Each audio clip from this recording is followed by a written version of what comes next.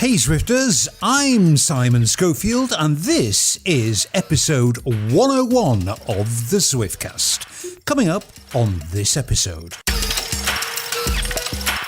Exciting news, Zwift releases a roadmap for the upcoming trainer season. New tarmac, new home screen and new functionality for clubs. We've got details and analysis. A rare thing. Zwift creator Jon Mayfield grants a long interview. And as usual, when Jon talks, it's worth listening. And a big new e-sport event, the World Champs on an unpopular old course, plus the route reveal of Le Tour de France Femmes avec Zwift. Well, thanks to everybody for their kind and positive messages on episode 100, which I shared, of course, with my compadres, the king of Zwift Oz, Shane Miller, and the prince of Zwift Racing, Nathan Guerra, both of whom join me as we embark on our second century. G'day, Shane.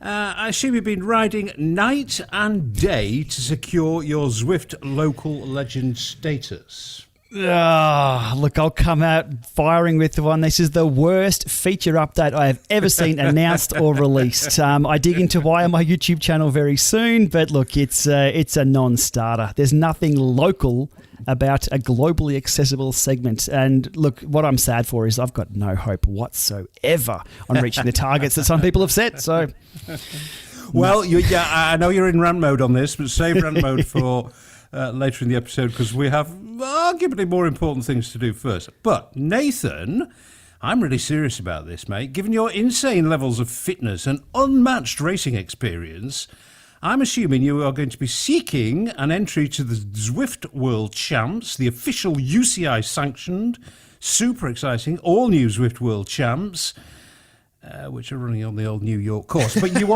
are going to seek an entry, Nathan. Tell us now you are. So I actually, until I saw that question in the script, I was like, because I was chatting with Martin because I'm working with Martin on the qualifiers. I can't do the qualifiers. Why not? I'm talent, so I have to work. You're excluded. Also, the other side of it, though, is I could ask. So there's that option. I mean, you have a point, but I don't know. There's a lot. Like, the moment I saw that, you got my wheels spinning, actually. Here we go. It's a new Zwiftcast here campaign. For the USA.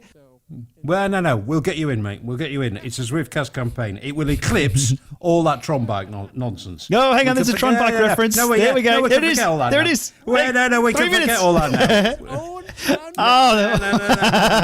No, we can forget all that rubbish now. No, I don't know. No, hold on. We found out on Zwift Community Live during the broadcast that Kate Bates is your counterpart. She has done the exact same thing. She's done the same mileage. She checked it out, or the same climbing, and she went and checked it out and was like, I didn't register. And I'm like, you're the Schofield on the women's side. I am gratified to know I'm not the only fool in the world. Okay, enough of that. Let's get on.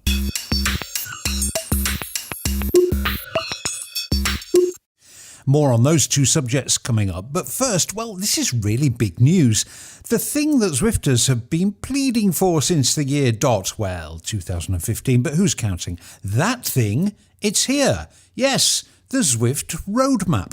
The exciting new stuff that Zwift is planning quite soon. What are they up to? What are they working on? When's it coming? Well, maybe more like when is it roughly, approximately, in broad terms coming. But, you can't have everything. Yes, that thing. It's here. Our cups literally runneth over, listeners.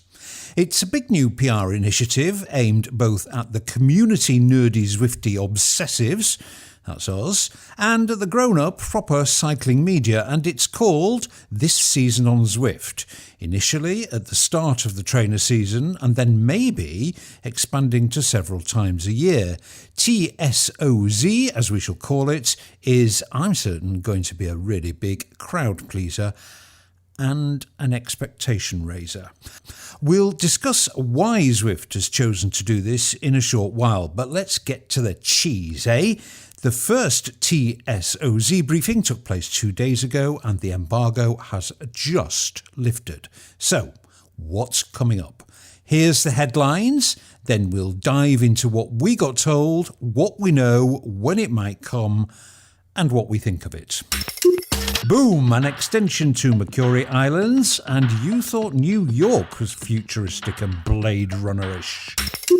Boom, a brand new home screen, a completely new way of interacting with Zwift.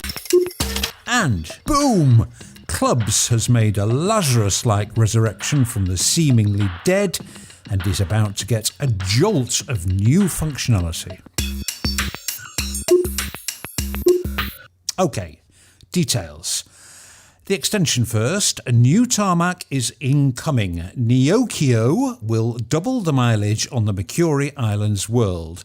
It's a cityscape in what HQ is calling Perma Night. Always dark, you say? Well, no, because this is a feast of neon. Huge flashing graphical displays and a ton of stuff HQ characterises as, quotes, a high visual energy, end quotes. Hell, some of the pedestrians are even dancing. It's fast and flat and very different from the other worlds in that the roads are narrow and you're very close to the buildings. Much more constricted type of feeling. All the roads converge on a spot called Holo Avenue. Yes, there are holographic happenings, and that's the epicentre of the neon overload. Neokyo is connected to Umetsi, as you might expect, and this is a glimpse of how Makuri Islands are going to expand in the same way as Watopia has. One teaser, there's a monorail. To quote HQ, catch it and see where it takes you. What could they mean? Right on! Well, I mean, this is a big first. You know, we're going to be talking about and hearing from Jon Mayfield later in the episode. But the thing about revealing new courses not in-game, even as teasers, I mean, that was something Jon really never liked to do. This is a complete change of strategy from Zwift, and we will discuss the implications of that in a little bit. But first of all, let's get some reaction to what we've seen. Over to you, Shane. This is Neon City. Yeah, I don't associate cycling with what I've seen there. I associate cycling with Belgium cobbles and, I want, the purist in me looks like, all the neon signs and the neon lights and the permanite, and doesn't do it. I've got to ride the thing, but from what I've seen, no, it's a no. Oh, well, these things are subjective. They are completely subjective. I mean, it's not my, it ain't Watopia, that's for sure. Nathan, I'm sure, assuming you were of a slightly more modernist outlook than us two old stick-in-the-muds. I don't know, maybe some people in some Eastern countries are triggered by you guys right now. Like, they're like, I ride in that all the time. What are you talking about? But aside from that, I think it looks amazing. I'm like, sweet, let's go. I just kind of like wondering if I get to start pointing out Fifth Element guns at a certain point or something. My gamer comes out a little more seeing this place. There's also kind of a cool hint during that said maybe there's some more functionality somewhere. Just something a little fun, but not really, well, the monorail. As far as I want it to go, but definitely. The monorail thing. Interactivity. Yeah. Catch it and see where it takes you. Oh, no, yeah. Can't quite work out what that might mean. Bike on a train? Coffee shop. Go to the virtual coffee shop. Well, maybe virtual noodle bar, ramen. People will have their views on this. I mean, it's certainly exciting. It's certainly very different. It's certainly visually very vibrant. Do we want vibrancy as we're sweating over the handlebars. It's going to hurt some potatoes. Some potatoes are going to fall over. It is going to hurt, yeah. Yeah, it is going to hurt some potatoes. Yeah. But let's not dwell on potato owners. So the next thing we should probably discuss is when. I mean, we have no inside knowledge of when this is coming. You would assume that if Zwift are headlining this, that they're not going to keep people waiting for too long, Shane. I mean, we saw a little video of it as well, a kind of little privileged peek we were given, and it didn't look too far off. Definitely pre-Christmas, I would have thought. I was just about to say, it has to be this side of Christmas. There needs to be, I mean, that's leading into peak Zwift, which is usually the first week of Jan, I think. But the holiday period, when people have time to ride and to get re-energised, it's got to be by then. Look, regardless of my thoughts on the new roads always do well. It's always a reason to jump on and explore. And the winding roads and the corners and the turns with this, there's a lot to explore. Given it's off Umazi, so we don't have to then load a new world. We can actually extend our rides. That's cool. So I'm looking for a ton of route badges to do, and maybe some rebel routes as well from Zwift Insider. So yeah, let's have a look at what they can do with it. Yeah. November, I reckon, Nathan. No inside knowledge whatsoever, but I'm thinking November. Aren't you?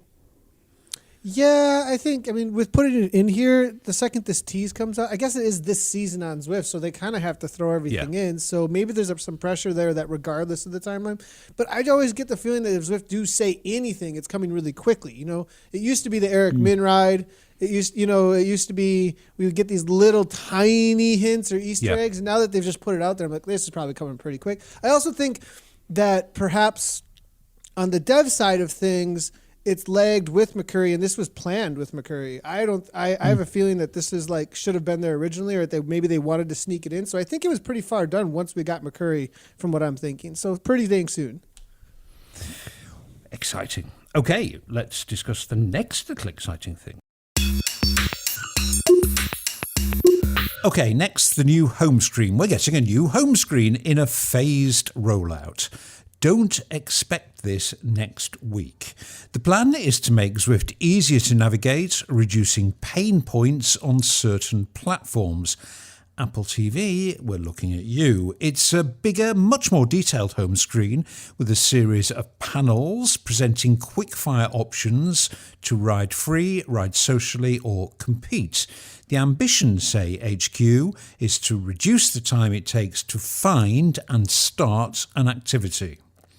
Visually, it's a big change, and while much improved, my guess is it will surprise a lot of Zwifters because it's so very different. Social riding options will be more prominent. Another fact we got given is that social ride choices for Zwifters are longer sessions. Zwifters ride between 15 and 30% longer if they're in company. Much like real life, I think. We've seen a preview of the new home screen, and accessibility of everything is much, much improved. This very day, Shane, there is quite an active thread on Zwift Riders with people complaining that they have to start the game to get access to their garage. Or garage, Nathan, as you would probably say. This will address that and a number of other things. I mean, it's not the most sexy of updates, but it's overdue, and I think it'll be hugely welcome. For sure. A lot of people complain about the Zwift UI being clunky, being complex, but Zwift is complex. There's so much you can do. Yeah. You jump in, you can do a workout, you can do a workout plan, your training plan, you can do a pace partner ride, you can do a meetup, you can join A, B, C, D, E, and there's so much to do. So presenting that in a way that keeps everyone happy, it's not going to happen. So I suspect people are going to look at this and go, I hate it straight away. But like every new iOS update or macOS update, we get used to it and we roll on. This addresses a number of issues that a lot of people bring up, and that is, look, I want to equip myself with a mountain bike before I go and ride the dirt courses. I want to choose my jersey before I jump into the pens, etc. Or I want to check my route badges and things like that. Also, I did notice that the pairing system was sort of up in the top corner. It wasn't sort of front and center every time you load Zwift. Like, here's the pairing screen. I'm like, forget about it. I've already paired last time and the time before and 4,000 other times I've loaded Zwift. So if that can move the pairing system, off to the side, which it needs to be. It just needs to work every single time. That's awesome. Also, dropping into an event. Now, I didn't quite see how that works, but I'm fingers crossed that when you join an event, you don't have to start a ride to start an event like you do now. If that is the workflow or the process of actually joining an event, you go straight into the pens. Oh, life's going to be good. So it's just the little things that I picked up on there. As for the layout, it's always going to be hard to present that. Yeah, I mean, I think you put your finger on it. People will probably look at it first time and go, "What? Mm-hmm. What's going on there?" Because it's such a big change. But a big focus on accessibility, quick accessibility. You can find what you want and you can find it quickly.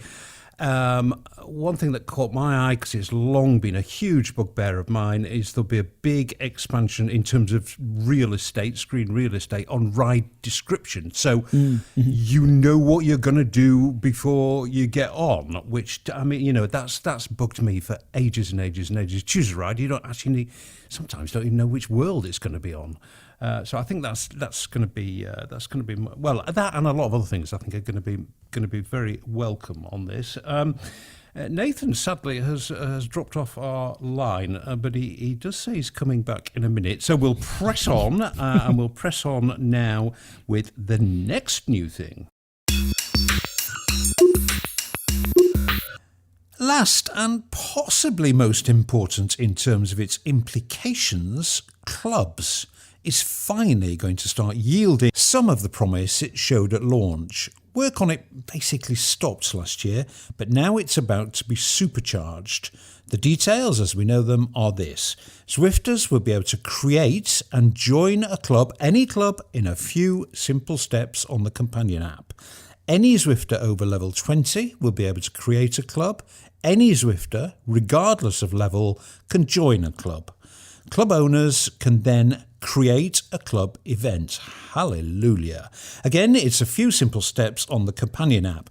This will have huge appeal to IRL clubs or just bunches of buddies. This really is going to be huge. And maybe best of all, a club event will have a shareable link. Yep, a link you can share on email, on WhatsApp, on whatever. Click the link, a few more clicks, you're signed up to the event. This is a game changer. But hold your horses, Zwifters. This is not ready yet. It is coming this season, but a lot of it will be post-Christmas. Well, build as third, Shane. But long term, I think this could be the most important one. For sure. I think we've called all along that the ability to create your own clubs, create your own, following, community, run your own events autonomously from having to contact Zwift and have them run things in their calendar and things like that. This could be huge. And if every single cycling club has a club on Zwift and every little group of cyclists has their own little club, Zwift just sells itself, doesn't it? Like everyone will go and get a Zwift subscription without telling people to, hey, go and get Zwift because Zwift told you to go get Zwift.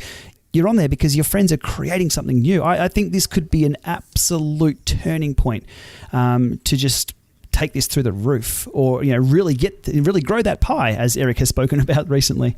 I'm very keen to do it. I'm so happy. I really want to do a GP Llama Club, and I want to send out a link to people in the live stream so we can all join and all go for a ride and just see how it goes. I think it's going to be huge. I do. Yeah, I mean, this is what we wanted for forever, just easy functionality.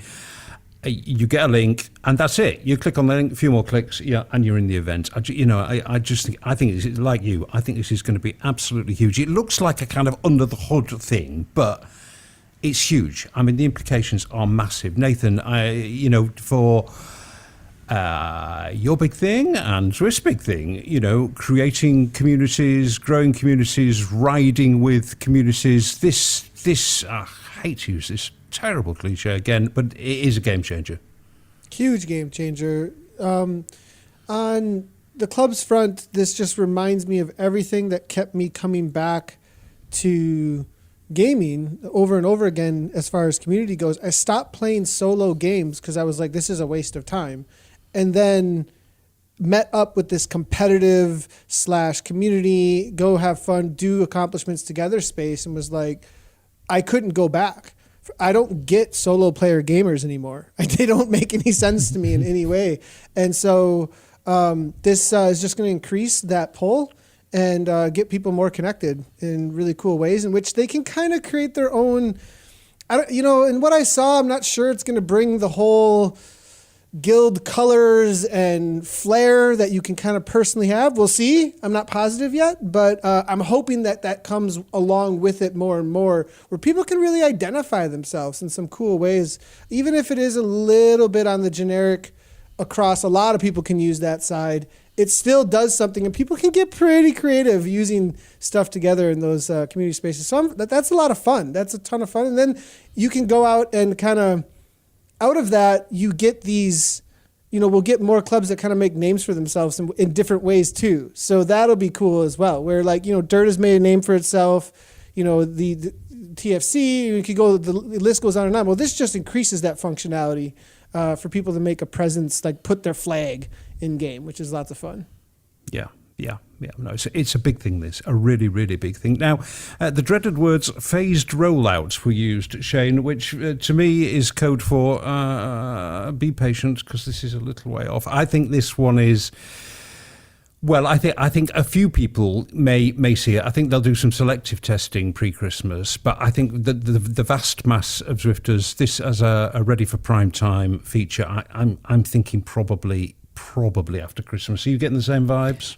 It's something that they'll need to make sure scales well. Remember the Yenzi effect when we had our first group rides with Jens Voigt, and we had, I think, 200 to 300 people join? What were the numbers back then? They were so low compared to what we do these days.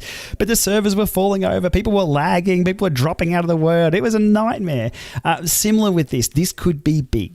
We could get groups we've never seen on Zwift before spin up their own events. Let's just say we get a pro gamer from a Twitch streamer who has 43,000 plus subs, jump on and just send out a link. Boom. This thing could be huge.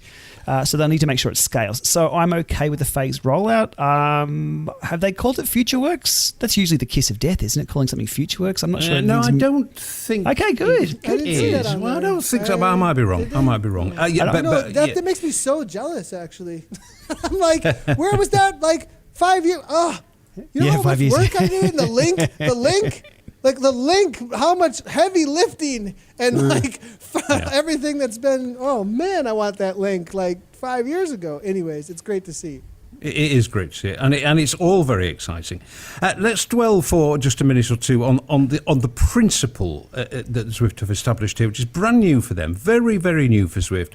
I do think it'll be widely welcomed, including by me. I mean, I think, all three of us actually, I think I've been saying to them for ages that they should do this. However, it's not without risk because expectations will be raised. So on the positive side, a glimpse of what's coming, well, it's just a good thing. I mean, there's no bad things you can say about that. Gives people reasons to stay on the platform and to be excited about the dark days of winter coming up. So it is a good thing, Shane. I think we can agree. Can we, or are you going to express reservations? Rubber's going to have to hit the road, else it'll become another meme. That's happened in the past. I'm sure Zwift are very, very conscious of this too. So I reckon this is a calculated play. I think this is pretty much polished for them to be able to talk about it in public, because the last thing they'd want to do is talk all this up, send it out through the media, which we're going to see in a few hours' time, blast out through the media on all channels. But there's actually nothing delivered yet, so they're going to have to deliver this, or people will be like, cried wolf again. They've got to be very careful with that from a PR perspective. Yeah. The pressure is on, Nathan. Benefit versus risk. Where do you sit on that scale? Well, I mean, it is a problem solver. If you have a trouble delivering, well, put the pressure up. So, apologies to the engineers. Sorry guys, we put this out there now. Everybody thinks it's coming. Wow, it starts spinning. I mean, I work well under pressure. That's like my go-to. So. You cramming for the exam? Get the A. Let's go. So I don't know. That's maybe a little bit there, but I also think this stuff is. I also think their processes and their organizational stuff, maybe over the last year or so, has really gotten to the point where they're super confident that they can deliver what they're telling us they're going to deliver now. Most games do this. Everybody knows. There's actually some pretty cool releases. Hearthstone comes to mind for some reason, where you know all the cards that are coming. They do card reveals for the Hearthstone card games, and you already know kind of what's coming, and people start planning how they're going to deal with that expansion. And then there's opinions out there about the expansion and all this stuff, and the media kind of hypes it, and that's how the game keeps people coming back to it. So I think that's also a good play on that front too. Yeah, and of course behind the scenes they've been hiring madly. They're still hiring Zwift, and hiring at some scale. I think we do get little off the record briefings, and kind of new faces have been introduced to us. Almost every time we have a meeting with Zwift, they wheel someone new out who we've never seen before to talk about a feature that's coming up. So there's definitely stuff going on behind the scenes that we probably don't know too much about. We get a few hints about that mean that they do feel confident they're in a good position to deliver this. I don't think they would have gone ahead with this season on Zwift without pretty high confidence levels. So there we go. I remain to be proved wrong, of course, and might well be. But hey, that's Zwift.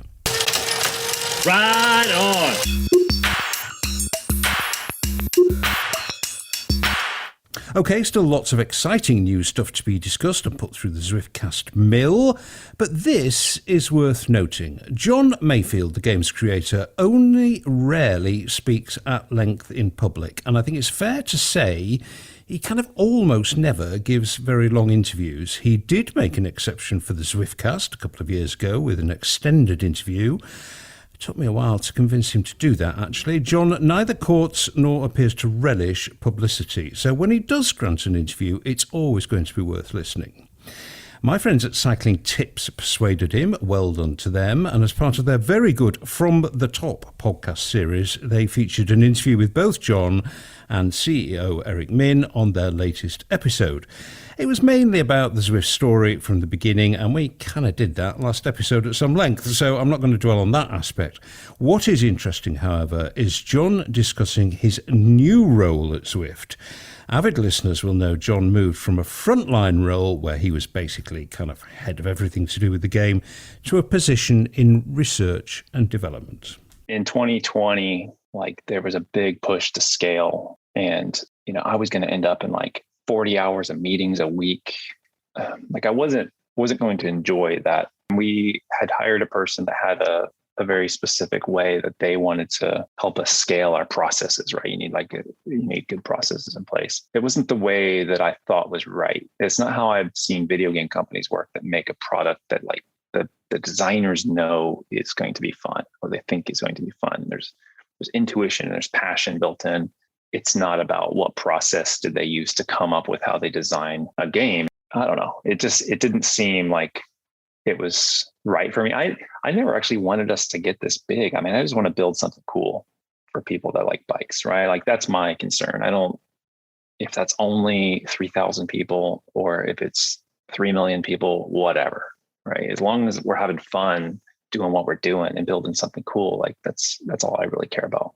But I get that this is the real world, and we got to scale the company and make it bigger and better. And hopefully it allows us to actually make a better experience for more people. And that's obviously the end goal. So I transitioned over to a place I can do R&D work, right? Get back to those projects like the VR game, or this is where I built rowing, was in this R&D sort of role. Just try things that aren't our core thing. They can scale the teams up now to sort of take care of the cycling. And I'll look at maybe an impactful crash bug we have, or maybe a new gameplay mode or whatever, right? More freedom to sort of operate almost like a little mini startup within Zwift, and try stuff out that's maybe years away. It's a bit bittersweet. I really liked like I said, I'm really nostalgic for those early days where it was a small startup, and I really enjoy that.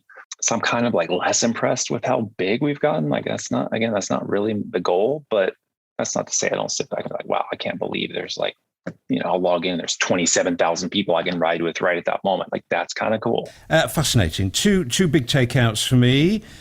Jon really doesn't like sitting in endless meetings. Well, hurrah to that, Jon. Who does? And two, he's now basically operating, and he described it. He used his words himself, Shane. He's operating as a mini startup within Zwift. Really interesting. Truly the beating heart of the game he remains, I think, Nathan. Jon, at heart, is not a meetings man. He's a coder. Yeah, definitely. And, one little tension, I think, that was between the community and Zwift for a long time that was misunderstood is that I spoke to Jon personally, and he was like, I want to do all these things. Like, he was like, this is like, I have all these cool ideas. I want to try every single one of them. Yeah, let's do this. Yeah, let's do this. And I always, when I talked to Jon, felt him looking at me with his hands tied a little bit. And that's that thing you heard from him a little couple. Well, Zwift's not going to be that. Zwift's not going to be that. And I feel like he's kind of going into the dungeon and like going to do all these cool things and shoot at the board until Zwift can be that.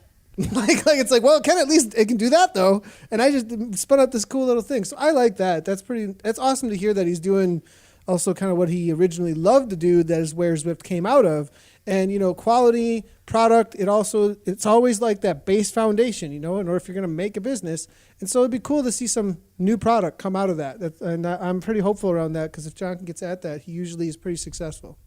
Yeah. Well, already the new pack dynamics, which is something else new that we'll probably see this side of Christmas. That's a product of Jon's new role and new little department he has.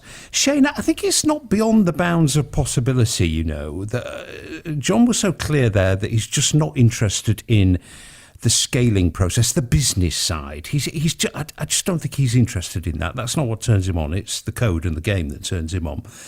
It's not beyond the bounds of possibility that he could have left Zwift. And it sounds like this new role has almost been created to keep him at the company. Do you think that's going too far, or do you think there was a risk that Zwift could have lost Jon? Hey, it's only a job. It's not life. It's not a limb. It's not an arm or a leg. It's only a job. So, yeah, people move on. I'm glad he's still around, though, especially given the code base is a lot of his original work. Yeah. So he is going to be an invaluable resource for them to go to and say, hey, why is this way? Why is this? Because he's going to have the history behind it. A lot of the time, isn't it that monkey thing up the ladder? Like they get zapped and then all the new monkeys are introduced and they don't know why they don't climb the ladder because, things have changed because that's the way it always was. Jon is the original monkey? No, is that the... No, hang on, my analogy's wrong. Chief monkey. Yes, monkey, exactly. head monkey. Someone like Jon... look, to give him credit, they're absolute genius with code and being interested in things and being able to solve problems technically and produce content that we all use and produce products that we all use. There's a big difference between creating something and maintaining something, or creating something and then scaling something. Big difference. And I think we saw, and we heard in that podcast about the shift of management in a few roles that Zwift wouldn't talk about at all. But I'm glad Wade Wallace actually addressed that. That is a part of Zwift's history.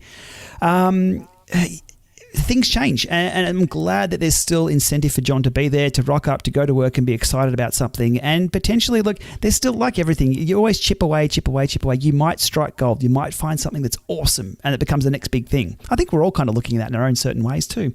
So for Jon to still be there, I'm happy to see that. I really am. Yeah, I think all Zwifters ought to be, actually. He is the heart and soul of the game. Okay, this next clip is really interesting. Jon was asked if there's still room for innovation in indoor cycling.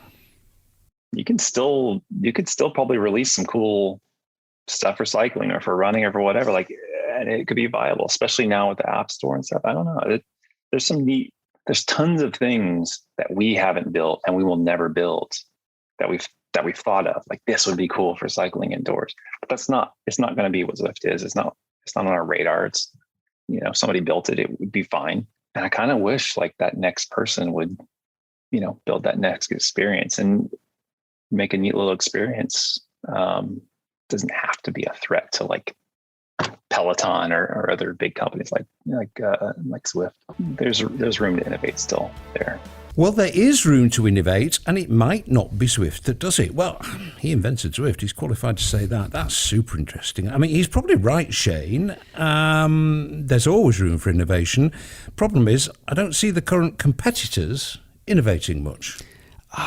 This is a tough one. This is a really tough one because we always see competitors come along and they're like, oh, what are you doing different to Zwift? Oh, we're doing this or we're doing that or we're doing racing or we're doing yoga or we're doing better workouts or AI, and you know exactly who I'm referring to with all of those referrals. It's difficult. It's difficult to make with what we've, with the hardware that we've got, the trainers that we have, the technology that we have, and the computers we have. How do we make that experience interesting, and how do we keep it fresh? I don't have answers on that. If I had answers, I'd be consulting and working for one of these companies. I'm a consumer, and I know what I like. I like new things, but I only like what I know. I think Jon is on the ball. There is room to move. There's things that we probably don't even know about. I haven't even speculated on yet to be invented and to be brought to the table. And people are like, you know what? That's super cool. Did you hear Jon refer to the Paperboy, April Fools? Yeah. See, that's just, you can see his mind ticking over like, but that's what he's publicly talking about. What are the ideas he's got that he's not publicly talking about? I'm sure there's a million, so let's just see. As for the competitors, tough ask. There's some brilliant minds who have come into the game and failed and moved on. There's some brilliant minds still in the game as competitors. I'm not seeing anything standing out. I'm not seeing any fireworks shoot up in the air and explode and everyone look at that and go, wow. I'm hoping we see that soon. I agree, and you don't know what you don't know. And it's very easy for us to sit here and say people should innovate, but of course innovation is very difficult. Nathan, let me raise this question with you. You know what? I mean, innovation is theoretically possible, but does the kind of mere presence of Zwift, because it's so big and it's so powerful, do you think that almost mitigates against innovation? Because any innovator is going to struggle to get money, and they're going to struggle to get attention because, the 800-pound gorilla is in the room the whole time. So does Zwift's dominance stifle innovation elsewhere? Yes, until you figure out that a picture is better than text. Until you figure out that a quick short video is better than a picture. Until you figure out, so Facebook was that. Then something with just a little bit different that was like something about what humans were like more entertained by, or at least this sector of humans were more entertained by, then boom, Insta. Well, we better buy Insta. And I wouldn't be surprised if that's Zwift's response. In the same way that Facebook, responded to. And then now it's like TikTok. Oh, boom, we got to come out with Reels on Instagram, because it's so, it's the same thing across the board. It's all social media. It's all going to be cycling. We haven't hit that thing that is the twist on what we're looking for.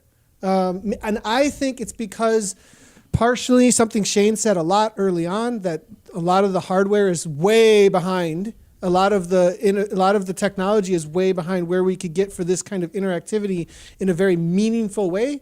Somebody cracks that nut, that code on meaningful interaction in some sort of new way that, you could talk VR or whatever, but that just got us sick and sweating on hardware that didn't make sense. But, it would have to be kind of that way where it's that different that people go, whoa, and it's attracted to the new entertainment space quickly. So that's my opinion. Yes, 100%. Getting attention, getting money would be really difficult because you're not going to differentiate yourself from Zwift too much with just doing a copycat. So, there's the picking up where Zwift has dropped maybe the ball supposedly, but I am getting the feeling at this point with being around for so long that maybe they weren't dropping the ball. Maybe things really were that hard and that far behind. You know what I mean? So there is that reality too.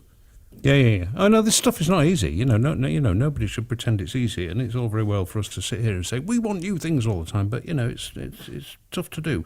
Always interesting listening to Jon.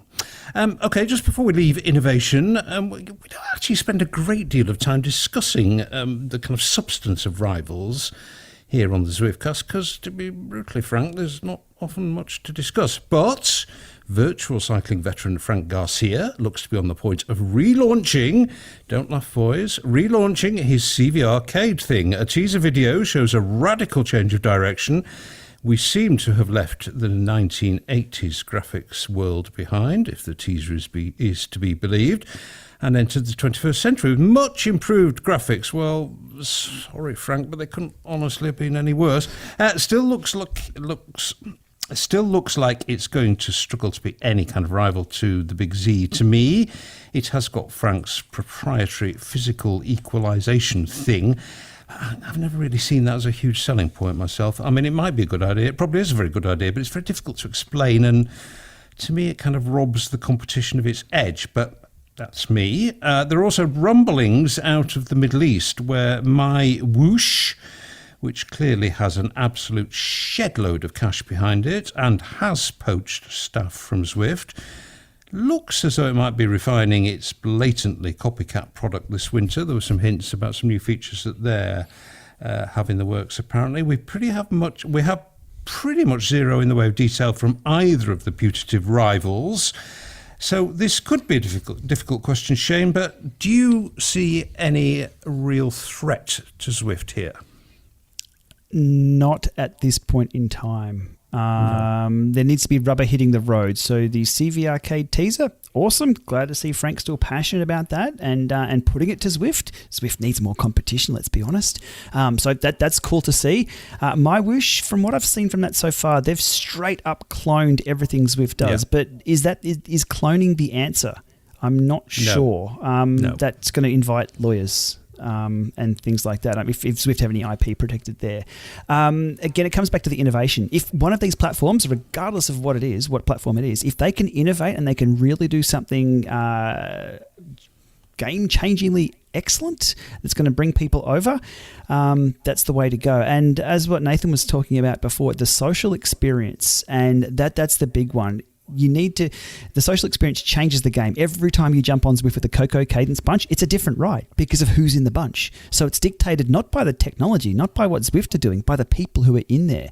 So it's really hard to both make a product that's going to attract people and then make it different enough. And it's a tough one to crack. It goes back to innovation, but I'm hoping there's some smart minds behind this that's going to come out and make us a new experience that we can all check out and keep Zwift on their toes, let's be honest. They do need some competition. It's true. Nathan, God loves a trier, but CV Arcade was hugely and massively tainted by its disastrous launch of a few years ago. Any way back for them? I mean, I'm watching the video again right now, and some of it looks entertaining. Like there's some cool things that maybe I talked to Frank. No. I mean, me and Frank were good buddies. So, like, early on, he was an avid Zwifter, super into Zwift. That's where first big Everester. esports events, so plenty of interaction has been there about some cool ideas, and that's where those first esports events came from. So, there might be some cool functionality in here. As I watched the video, the graphics, people are so into graphics. I think some of these are cutscenes rather than actual graphics. Not actual gameplay. Yeah. So, we'll see what they actually deliver on. The kind of development that's needed for them to catch up, and maybe how big their team is and all that kind of stuff. Just maybe take 5 years. You know what I mean? Like, I don't know. Like, there's just a reality that these major companies, huge companies with huge dev, they don't launch for years. You know what I mean? And really, and I don't know how big their dev team is. There's just a lot of questions. So I want to be hopeful for Frank and for CV Arcade because I know the passion that he has there. I just don't know the team and what we've seen in the past and all that kind of stuff. But I know one thing about Frank is he is a fighter. So he really like goes after stuff. So he's really not giving up. He doesn't like to lose either. I know Frank. He doesn't. Does not like to lose. So. And all that kind of being laughed at will, on that first launch when... Sorry, Frank, but it was a bit of a joke. But, that can spur people on. So don't write off Frank Garcia. Don't write him off just yet. Okay, change of subject. And last little bit now from the Cycling Tips from the Top podcast. Eric Min was challenged on the idea that Zwift hardware is in trouble. Well, the microchips is the biggest issue with supply chain. And, we have the auto industry chasing the same components as we are. So it's just a problem for everyone. And it's causing delays for everyone, including us, but it doesn't change our strategy. We believe that we have to be manufacturing hardware in order to grow our business. It's not to take business away from our partners. I just don't think they'll make enough. That's the problem. And so we're just trying to grow the pie. And so it's going to take as long as it takes. Supply chain, logistics costs, all of this is a real thorn in our business plan. But it's the world that we live in at the moment, and there's not much we can do about it other than just persevere and work as hard as we can to get the products that we have in mind to market. But it's definitely taking longer than we expected. Well, Shane is probably right. It's the chips or lack of them and logistics. They're a problem. And we know that in kind of almost all areas of life. Logistics seem to be shaping up as a dominant problem in a post-COVID world. We can debate whether or not they're on track, whether or not as a brand new entrant it was always going to be slow and difficult, whether or not we'll see something next year. All the same questions remain, and I suspect we'll get the same answer from Eric however many times, and in whatever style the question is posed, he's going to say it's the right thing for us to do as a business, and it'll take as long as it takes, which is pretty much what he said on the Cycling Tips podcast. But one new and interesting thing did come out of that exchange, Shane. Eric said that their partners, soon to be rivals, the Wahoos, Garmins and Elites of this world, he said, I just don't think they'll make enough. That's the problem. That was weird. What do you think he meant by that? Those words in that combination, regardless of their meaning, are exactly what I would want to hear as an investor in Zwift who's put down millions and millions of dollars. Somebody who doesn't maybe have the finger on the pulse of where this is going and how things are going in the industry and the market. I want to hear the CEO of the company that I've invested in saying, the growth's going to be huge. That alludes to a spike in growth. So I think that's a bit of a tickle for the investors. Eric in his customary super optimistic mode. Yeah. We had some issues with rollout of new trainers and things, supply, because November 2020, it was March 2020 when the lockdowns started occurring and things just went crazy. No one could get a trainer. Companies are pretty much caught up now from what I can see. There's no demand. There's no people just scrounging for any trainer they can get. However, growing the pie is a great idea because if you can get more hardware out there, there's more chance of people being on Zwift. I think they've saturated the market of people who have got smart trainers. If you've got a smart trainer, you know what Zwift is. So they've touched all those bases. Yeah. Now it's time to grow that. And adding more hardware to that pool is going to help. Can they do it at scale that's going to rival the Wahoos and the scale that Tax/Garmin have got? I don't know. Not with Gen 1. It's going to be a tough ask. So... Patience required. I mean, that, Eric, I think, probably gets asked about this a lot, and he says the same thing every time, and it doesn't really take us any further forward. So I think we'll just close that subject of discussion at the moment. Nathan's signalling wildly. Do you want to add something on this, dude? Well, I mean, the question then off of Shane is, but they own the platform that owns the space. So, can they compete, right? So can they compete with the demand? It might not matter.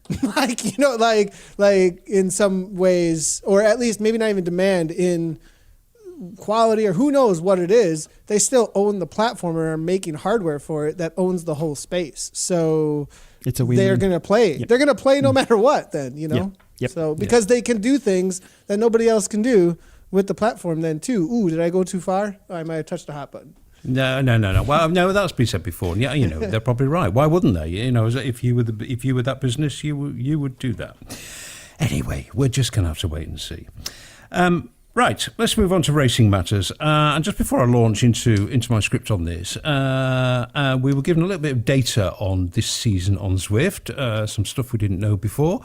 This was an interesting little snippet we got. 20% of Zwifters now compete, that's really gone up. That has kind of doubled, I think, certainly from the early days. Anyway, Let's talk racing, and let's talk land grabs, or in Zwift's case, consolidation and advancement of its critically important relationships with the biggest powers in cycling, the UCI and ASO, respectively the ruling body, and the owners of the biggest races, including Le Tour. The first big landmark in what's going to be a really big summer next year for Zwift came in Paris, where, as tradition demands, every October, much of the pro-cycling circus assembled at the Palais de Congrès for the announcement of next summer's Tour route. This year, of course, one huge difference, not one route reveal, but two. And arguably, the new element made the biggest splash, and that, of course, was Le Tour de France Femmes avec Zwift. Unless you spent the last few weeks on Mars, you'll know that Zwift has joined forces with ASO to revive the women's race under the banner of the world's biggest sporting event, Le Tour de France. The women will compete across 8 stages, with a spectacular start on Les Champs-Élysées and a grandstand finish on La Planche du Bellefil next July. And one of the best known and most successful Zwift women racers, Ashley Moolman-Passio, was up on stage in Paris to give her take on why this is so important.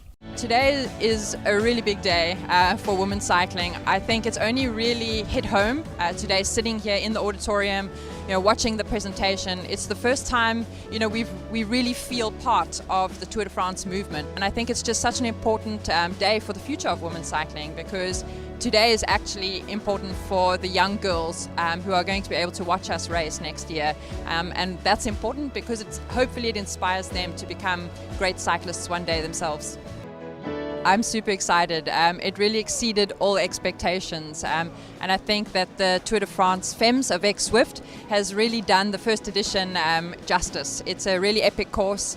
There's something for everyone: flat stages, gravel stages, long stages, punchy stages, and then a really awesome finish. So yeah, I'm really looking forward to it, and I think it's going to keep everyone on the edge of their seats till the very last stage. Massive. Mahoosive. No other word for it. Zwift is a title sponsor of one of the world's greatest sporting events and will be closely affiliated with what is already being recognised as a paradigm shift for the advancement of women's cycling. And it's a 4-year deal. And it's completely consistent with everything that Zwift has done for women's cycling since day one. I mean, it's hard not to sound like a drooling, slavish fanboy when it comes to the discussion of all this, Shane. Yep, 4-year deal. 4 years. They're committed. Yeah. That is really, really good. Something for them to be proud of, for every worker at Zwift to be a part of, that they've created the platform. And even back to Jon, sitting in his little basement, his little dungeon, doing his little Jon things with his code, that enabled such a massive shift in the world of cycling. They've re-enabled this to take place. That's pretty cool. I'm super excited. Look, off the back of the women's world champs, the women's road race at the Olympics, what we've seen lately, and the coverage of that, which has been on par with the men's as well, which I've been very happy with. We're a cycling household here. My wife cycles and watches all that racing. My son's a fan of the bikes now. He knows how to watch races and knows how to cheer. It's great. It's great. I really hope the coverage is going to be just as good as the men's. I'm sure it will be, given it just sort of rolls on. I'm surprised they didn't hold a stage on Zwift, though. Maybe something we'll see in the future. Well, I think some details are still to be announced. This was ASO's show, I think, but the fact that Zwift was so significant in it is in itself significant. I mean, this is just, it's a long way off yet, but this is going to be huge. 4 years. 4 years, that's awesome. I can't believe that. That is an initial 4-year deal. I think they've probably got an option to extend as part of the original deal. That's awesome. This, I think, Nathan, it's a perfect illustration, actually, of why the rivals to Zwift are just so far adrift in the rearview mirror. It's not just money, though that's obviously a critical factor. It's the fact that Zwift has patiently built a relationship with ASO. Zwift pulled off a virtual TDF last year in COVID times, and this sponsorship just makes so much sense in so many ways. Yeah, I wanted to use the word culture. Zwift has done a very good job of getting into the traditions of cycling culture. Yep. And now the culture is coming back to Zwift. Ashley Moolman-Passio has a community team in the Zwift Racing League that we commentate on in the European division actually, and is bringing up other individuals through that. So not only do we have this major flagship, highest level, but from the highest level, they're getting involved and want to be involved in this ground up manner as well, which is really cool to see, especially around the women's cycling. And, it's really just really, really well done because they're also part of a culture moment. So that's not going anywhere either. How do you go? You can't do anything about that as a competitor. That's just momentous in history kind of a thing. Zwift did this with the ASO and supported it. Bam, women's cycling has taken a whole new step, and you're right alongside that. It's an awesome milestone and will be a part of cycling tradition in a lot of ways. Yeah. Congratulations, Zwift. They totally deserve this. They've put so much into it, and it's great to see it paying off now. Another relationship which Zwift has invested in heavily with the UCI has also started paying big dividends again with the announcement of the official eSports World Championships on Zwift next February. Number of really interesting points arising here. Bear with me while I list them. The timing. The event is now plumb in the middle of peak season for Zwift. To my mind, that adds authority and credibility. It's now not merely an appendage to the IRL event. The qualification process, 23 national federations are awarded the ability to nominate riders, but this time there's a new, a much easier, much more accessible pathway for community racers to get in. The decision itself, this is speculation on my part, but I don't think the decision to award the champs to the Zwift platform was a fait accompli. I'm betting there was some kind of tendering process and that for sure rival platforms would have been interested, but Zwift won it. And finally, amidst all the positivity, a bit of a downer. The course is on the New York map. A spanking new map or even a different course might have been nice. New York is not the most popular map, I think it's safe to say. Let's unpick those points a little. Nathan, the new pathway, go to Zwift Insider if you want details on this, but essentially it's now much, much, much easier for the top community racers to get a place as part of the National Federation. This new pathway, that's just a slam dunk great decision, isn't it? Yeah, it's absolutely awesome to see. I think there's just been some things put in place as far as organization goes in order to kind of get ahead of it and say, here's how it's going to happen and plan. I think there just wasn't a plan before. Yeah. Just to be honest, we have to have world championships and there wasn't really... Seeing the plan, though, is coming off of the organization that we have in place now, right? It's like you had to recreate the wheel a little bit. So, now the wheel's there and we can roll with it. So... now they can make a plan off the organization that is a sport. If you don't have a sport really developed at the ground level up from grassroots all the way to world, where are you picking from? Well, now we have grassroots racing on Zwift. Hey, look, we can tell people that are in that space to go over here. And before we didn't really have that. We had a bunch of different organizations kind of doing things and esports team popping up with random sponsors here and there, but they didn't know where to point anything. Now we have Zwift Racing League, WTRL, and boom, they're going to help manage out of the community. And there's a couple other paths you can do too. So it just makes a lot of sense as far as the timing goes and what's been developed over time in the racing community. Yeah. No, it's a big refinement. It's a really, really important one. Shane, the timing point, February, absolutely perfect for Zwift. Bang in the middle of the season. Well, Northern Hemisphere at least. But, February is way... And standalone in February rather than kind of tacked on to the September Worlds. Another big and important development, I think. I think Zwift Racing is evergreen. I think it's around the clock, 24/7. There's no real season. It just continues to roll on, especially now that I think this is more of a focus towards the esports specialist rather than bringing in the pro tour racer who might be on an off season or on a build or something like that. That's to showcase the platform. I think Zwift has enough foothold now to showcase their own talent that's been brought up through those racing leagues that Nathan was talking about. So timing-wise, I think they could hold that any time of year and people will target it and be there full guns blazing. 6.6 watts per kilo all day long. And more. Yeah, but February, it's not going to get in the way of July. It is the middle of peak season. It's a good choice. Platform choice, the choice of Zwift as the platform for the Worlds. Shane, do Do you share my speculation that this was likely to have been competitive rather than just a shoe-in for Zwift? I'd love to know if there was a tendering process and what was involved. I guess being very friendly in the past with the UCI might have helped. Being friendly with the ASO might have helped. Might have persuaded. And the ability to actually pull it off technically too. I think the virtual Tour de France, look, there's always technical hitches under the hood, but I think they did an okay job. And they're showing promise to even improve that even further. Pack dynamics, better timing. Maybe I'm calling for adding steering. Let's add steering to this. Really showcase what esports is of on Zwift in 2022. Yeah. Nathan, I was a little deflated when I read the press release and I got to the third paragraph and it was what I wanted the words to say were, and it's going to be on a brand new course, and the words actually said it's going to be on New York. Now, we don't know what's gone on behind the scenes. There could well be excellent reasons for this choice. Could they be racing reasons? It's the Knickerbocker circuit. It's got the com in it, including a 17% ramp. That's going to cause some splits and separations. Do you think? Do you want to go against my slightly negative disappointment sentiments towards course choice here? Is it a better course choice than I think it is? You like to go on scenic rides.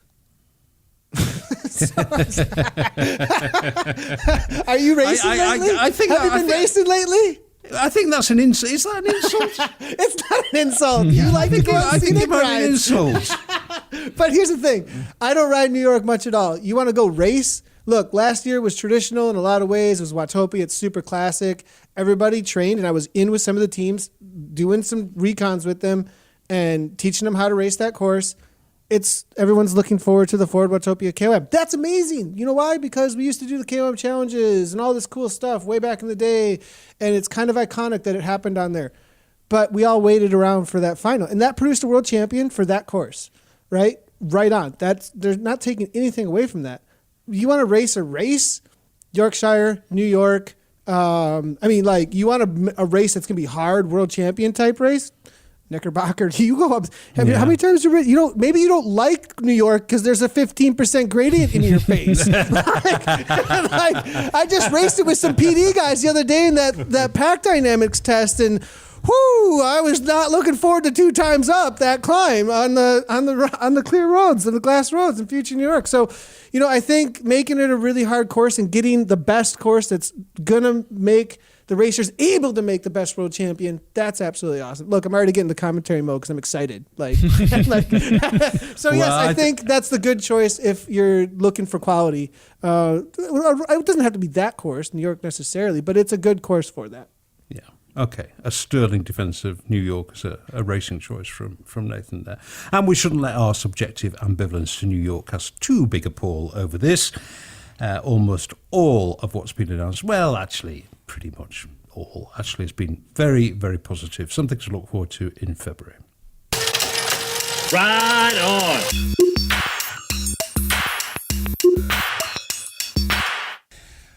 Right then, Shane, I can see on my video feed, has just flicked the switch that says rant mode on. Here's the background. Another announcement from HQ, which has caused a little bit of offline head-scratching amongst this trio. Local Legends is a recent-ish initiative from Strava, whereby you get an award if you do a segment a lot, okay? Dead easy to understand, open to everybody. You don't have to be a great climber to win a little prize. And generally that segment is not going to be too far from your front door, hence the name Local Legend. Well, now it's going to be Zwiftified, which in some ways is encouraging. Hold the rant, Shane, hold the rant. Some ways is encouraging because the idea that Zwift and Strava work together much more closely than they do now, that's great news. But in other ways, it's a bit mystifying. How can you be a local legend on a global platform, and how do they defend this against the attack of the bots? Shane, off you go. I saw this coming. Now, Local Legends has been around for around 13 or 14 months now, outdoors. If you ride a segment up and down a few times, you get a lollipop. Great, well done. You're the best at that. You've done that. You don't have to be the fittest, you don't have to be the fastest, you don't have to be the lightest. It's a reward for riding to work on the same route more than anybody else. Okay, cool. I get that. It's a participation award. It can be cool. From a technical perspective, there is like less than nothing to be excited about by this. On Zwift, there is no change. In-game, nothing. Nothing changes on Zwift. This is not a Zwift feature at all. This is simply Strava going, oh, you know what? There's a little bit we'll flip on this segment. Yeah, let's flip it 25 times. Hey, new feature. They've done nothing. There is no integration. There is no technical anything with this. That's behind the scenes on this. And I gave that feedback to Zwift and to Strava on this. I'm like, the memers have like a field day with Local Legends. You guys are putting this on a virtual platform. They're going to eat this alive. So let me eat this alive in my video, which I should just play my video, which I'll be publishing very shortly. A few reasons there's problems with this. Super enthusiasts on Zwift. You'll never beat them. They will ride up and down, up and down, up and down. Hell, I bet you there's a guy who'll do it without a saddle. He'll ride up and down, non-stop, and take that title. And that's cool. That's cool. I mean, it's going to get people to ride bikes more often and do more things and achieve great things like V-Everesting and all that. Great. That's cool. But we just need to realize that us mere mortals will never, ever, ever reach Local Legend status on any of these segments. If you do, it's going to be short-lived because that crazy person, in a good way, who loves to ride is going to go back and take that title off you. And as you mentioned this, there's no local in global. Riding to and from work, you're competing against 10 people, you're competing against 100 people, maybe 1,000 on a really busy route. On Zwift, you're competing against, 100,000, 200,000, 400,000 people. Those segments are global. So there's nothing about that. And as I make the joke, that's the reality of virtual reality. And GP Sheepy makes an appearance in my video for that bad dad joke. And cheaters. Today, I'm doing laps of Libby Hill. I'm riding up and down, up and down, up and down. Okay, I'm going to increase my performance on Libby Hill. I did 8 reps. The KOM at the time before the data had processed, which is another issue with this thing. The data isn't even processed with this yet on release. So we don't even know what these titles are, who actually holds them. Someone had already botted that climb and had ridden up and down 123 times, but hadn't actually done it with a fake account and all that. So there's a lot more work that needs to be done for this to be called innovation. And at the end of my video, I sort of put a comparison with the new Apple Mac that I've just put down a lot of cash for and the amazing hardware that is, and the lack of innovation, the lack of excitement. This is lame. This is so lame.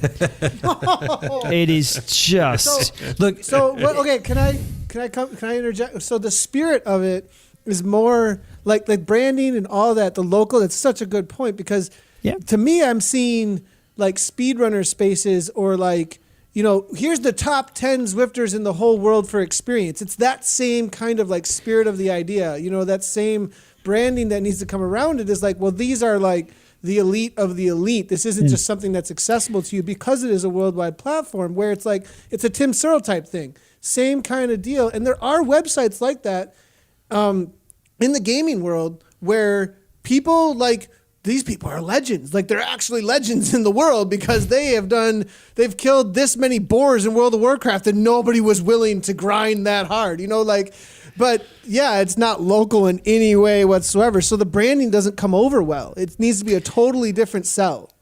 Yeah, I like the concept. This was an easy win. Like if you're talking low-hanging fruit, this is rotten fruit on the ground. This is so low-hanging fruit. This is a 1-bit flip in a database. Really, come on. My competitive spirit's trying to like find some sort of like, silver. I wanted to love this. I ran the numbers too. Somebody's ran over about 2,000 laps of the running course. That's the latest Local Legend, has over 2,000 laps. Elpta Zwift has over, I think, 113 ascents of Elpta Zwift in the last 90 days. These things are unobtainable. I mean, but kudos, again, using the Strava term, to people who are on the list and who are local legends, but we're not going to see the rollover like we expect. It's just going to be an announcement. Yeah, that's great. In my video, I do discuss a true integration that I would love to see that would actually address something, and I'll leak it here because you're probably going to watch the video as well. Look, imagine having Strava live segments in Zwift in real time pop up and pace you against your personal best, against your friends, against the KOM, like second by second as well, pacing, not just a single, like you've got to get to the top in 2 minutes. Yeah, that's it. And that's all I know. No, Strava has like every single centimeter every second that you've ridden and the pace that you've ridden that in. You can do comparatives. That would be integration where I'm like, you know what? I've got some pretty cool new hardware coming in. That's some pretty cool new software that these companies have worked together with. But we have local legends. That's bad. I share the skepticism as expressed by both of you. The only straw at which I would clutch is that this could be a signal that Strava and Zwift are going to work much more closely together in the future, which would be a good thing, as you said, Shane, to actually deliver some real innovation. Like you say, live segments would be just absolutely terrific. Okay, that is nearly it. We're all going away to look eagerly forward to all the spanking new features as outlined in TSOZ. But just before we go, a last word from Jon Mayfield, talking to Cycling Tips podcast. Jon was talking about the early days, about the barriers to entry on Zwift, and about how they were overcome. The barrier to entry is huge. You got to figure out what all the pieces are that you need. So yeah, again, there's really 50,000 people that want to jump through all these hoops and hook up all these wires and figure out all the stuff they got to buy just to pedal. As it turns out, like it seems like it was such a game changer for people riding indoors that it was worth jumping through those hoops. And there was more people than I thought that were willing to do so. And maybe some of them had their friends come over and get them set up or whatever, but that community was there to really help people out. I mean, it wasn't us having to do all the customer support. It was Facebook groups from other passionate Zwifters helping figure out what you need. And it was an amazing community, especially at the start. I mean, it still is, but when you have a group of like 5,000 early adopters, they're really drinking the Kool-Aid at the beginning, and they love what's going on. Well, those Kool-Aid drinkers, without fishing desperately for compliments, chaps, they were us, especially you, Shane, with your critically important YouTube explainers, and you, Nathan, with your Pathfinder role with racing commentary.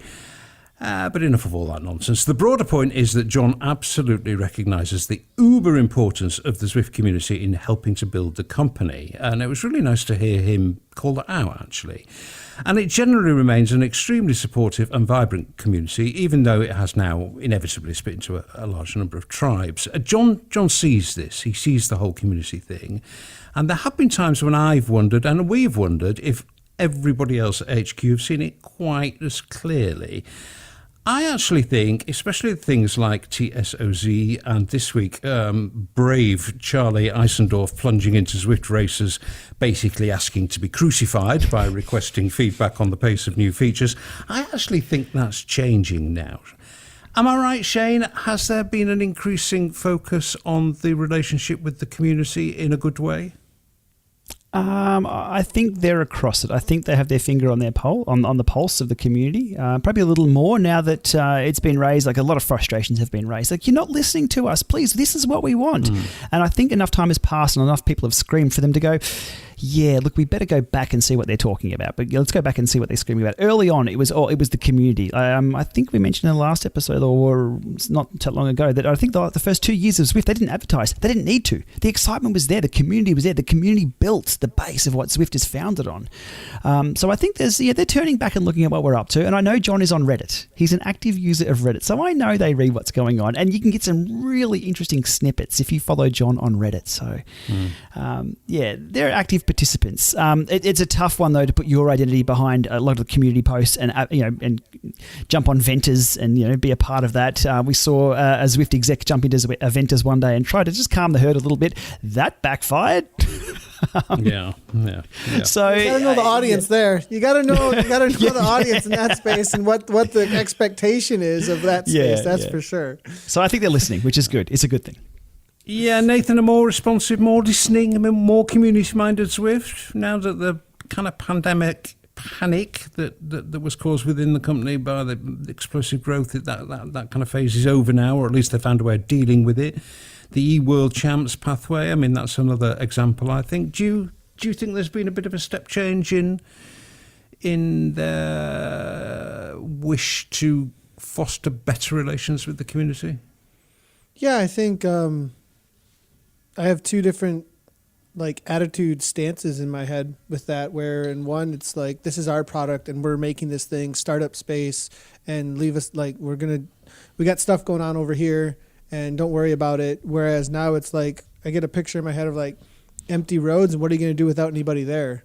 And knowing that the game is the community more so, and what they want and what they're asking for is really, really important, because they're going to get the best ideas, about what's going to hit and what's going to land and do really, really well. I definitely sense a different attitude. I hear a lot more from all the different people inside Zwift asking questions outwardly, reaching a hand out a lot more rather than holding in and answering questions from us. It feels like, well, what do you think? And it feels like a listen to conversation rather than a poking, trying to get in there, what's happening. And now this also, TSOZ says that same outward reach of here we are, vulnerability, which is going to increase the relationship with the community. Yeah, no, I think we've actually, the three of us, and I think we can include Eric on Zwift Insider in this, we've seen a bit of a change in the way they relate with us as well. They seem more interested in what we have to say. Good luck to them with that. Anyway, last word, very, very last word. Lance on Zwift. Yes. The boss. It's really him, the devil incarnate, the most controversial cyclist in human history, is on the platform, and still he raises hackles. Shane.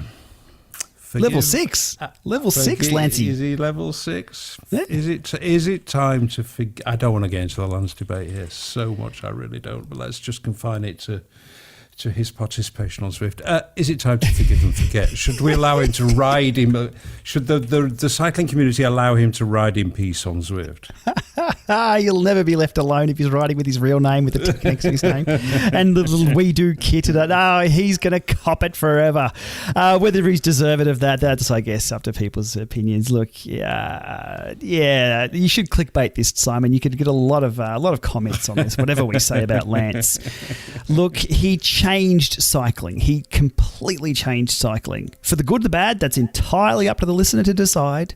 He got me on a bike, to be honest, 2003, watching the tour, got some US postal nicks after seeing Lance dominate. Away I went. I rode. That's why I'm here. It's part of my story. Look, I think we need to embrace everybody. Isn't Zwift about inclusion, about everything? Yep, let's get him on there. Is he weight doping, though? Is it, or just normal doping? That's my question.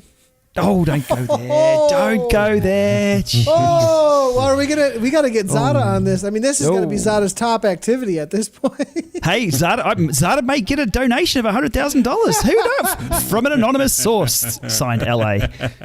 Oh, So he got on the 15th. I didn't know until you guys just said back. He's on the 15th. Yeah, he did. Elf to Zwift didn't get to the top. Didn't get to the top of Elpta Zwift. Have a look at that. I just checked it out. Zwift. My time's better than Lance Armstrong's. Hey, there you go. Hey. He's only got 710 followers. I mean, nobody knows. Why are we telling people this? No, well, because in this new spirit that HQ is now leading, a kind of. He has a verified badge, so HQ have given him a verified badge. So it's the real Lance.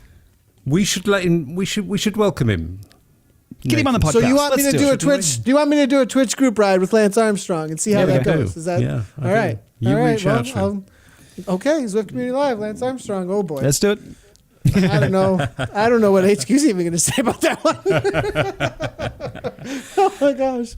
See, even that, I'm squirming. Really? Can I even do that? Am I going to get in trouble? I'll talk to the guy, but so anyway. I might drop him an email and recommend he signs up for the Trombike. That is it. That is it for episode 101. Thank you very much, boys. I'm very enjoyable as ever. Talk to you next time. Thank you and goodbye. Thanks. See ya.